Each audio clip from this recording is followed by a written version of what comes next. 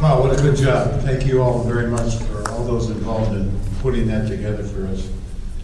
We have a distinct opportunity to have a live performance here. Darrell, Bowie, and Ron Payne are going to come up on stage. And this is a former client from Southeastern and a person that's helped him with his struggle. So would you guys come on?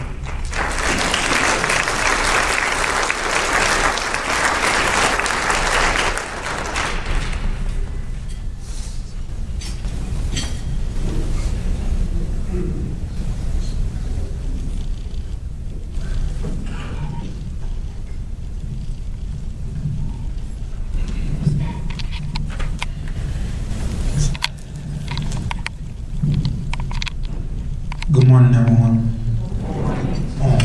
My name is Darrell Ron, as you know, and all I can say is, before I came to Southeastern, it was many problems in my life. After my grandma died, my mom had got on drugs real bad, and I was only around 14, 15 years old, and it was just getting rough. And that's when Mama finally left. She just never came back, and I've never seen her since now. It's been 4 years since she's been on drugs, and that's when my auntie had took me in when I was around 15.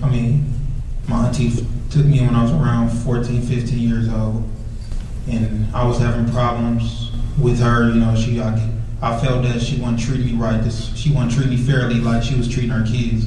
So me and her, we had an argument and different stuff, and this when everything went down, and that's how I ended up in Southeastern. And when I came, I was pretty upset that I was there.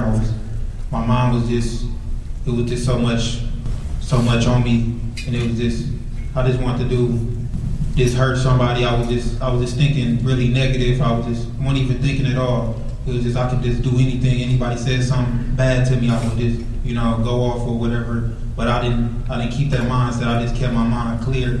And that's how I met Ron Payne. He was a good inspiration to me. When I first came there, I was pretty upset. I had a screwdriver in my bag. I was thinking about doing some harmful things. He took it from me. He said, "No, you gotta take that. I gotta take that, And he had a young man, his name was Reginald Austin. He was a boy that was a resident that was there, a young man that was there. He really helped me out too. He helped me find my room. He vacuumed my carpet and stuff. He was pretty cool.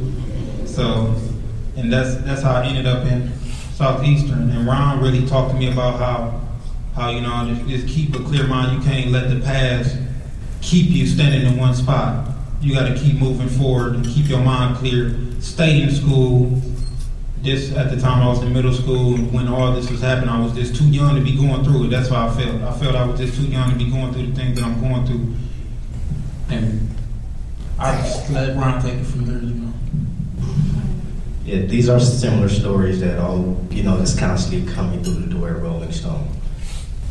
And the first thing when we look at these young men when they come in is to let them know that they're not alone. And I think that's the most important aspect of when they come through there. They feel that they are alone. In the anger, you can see the anger in the eyes, and the thoughts are going 100 miles an hour through the air. So we try to let them know we are a family and we are there for them. We're there for a reason, and maybe it didn't happen, we didn't meet the best way that it should happen, but you are here, and let's move forward and make things better for you and your family. Darrell was very angry when he came. Very angry. I remember we get a call from the school, he breaks his hand for punching a light. At that point, I think Darrell kind of saw that we really cared for him, got him to the hospital, and we talked alone while he's getting his hand bandaged up. And it seemed like a light clicked at that time that Darrell was like, okay, well, I'm gonna turn a new leaf and try to make myself better. Darrell had trouble, he was having trouble in school. We stayed on him about the importance of school and being a leader at the group home. guys looked up to him and they saw the potential that Darrell had, and he looked at the staff at Rolling Stone as his parent, as his family. And to this day, Darrell keeps in contact with us constantly. He gives us updates, he asks for suggestions, and we always made that aware to him that no matter what situation, if once you're done with the program, you can always contact Rolling Stone and we will be there. You don't have to be a resident. Your former residents are always welcome to give Rolling Stone a call. And Darrell is basically like a son to me. We grew that bond. And as always, to this day, he would call me, Darrell can call me and say, like yesterday, where's Ruby Street? It can be simple things, but it makes me feel good that I'm always in his thoughts. So that makes me feel that I had an impact on him. So, anything else? I know y'all wondering where I'm at now. I turned 18 not too long ago in May 30th, I turned 18. Pretty happy about that, I made it to 18 years old,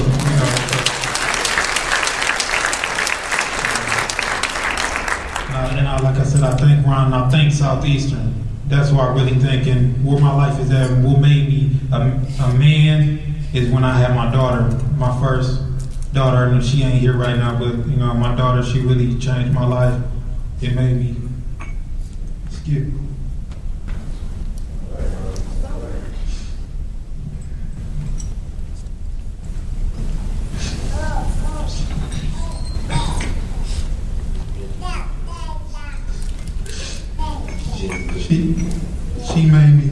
She just made me change in so many ways.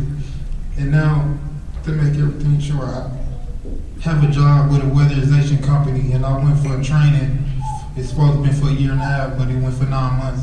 And after that, it was kind of a struggle with me finding a weatherization job after I got all the criteria and certification and different stuff that I needed to become it. And now I'm a weatherization technician.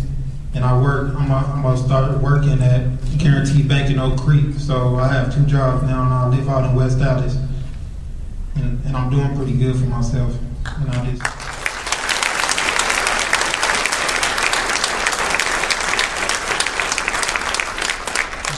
I can tell the people that's in the group homes now, just keep your mind clear and just stay in school. Stay in school, and that's the best thing to go. Just stay in school, get your high school diploma, go to college, just move forward with your life. Have a future. And thank you.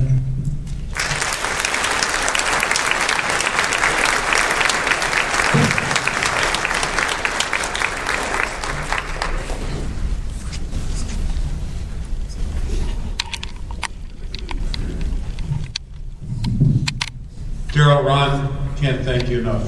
I think that pretty much says it all about Southeastern and what goes on here and the wonderful things that are happening.